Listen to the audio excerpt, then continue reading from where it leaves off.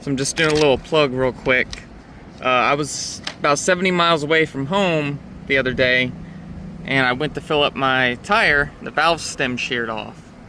So I was looking at my options, and I was able to same-day Amazon Prime these to my friend's house. These are Colby emergency tire valves you can install from the outside of the tire. So see, the idea is when you insert it, you start to tighten it, it flares out this rubber over that brass part there.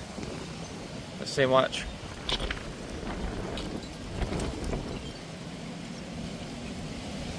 Make sure it's fully flush.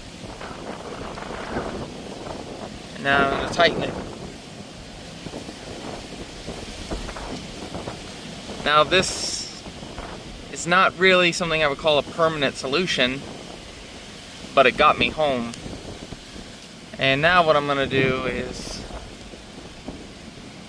I'm going to just take the tires off. I got some really nice new metal valve stems coming in, and I'm just going to take the tires themselves to a tire shop and have the shop install the valve stems.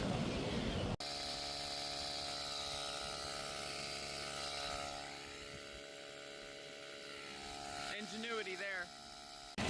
So you see I'm around 30 psi right now.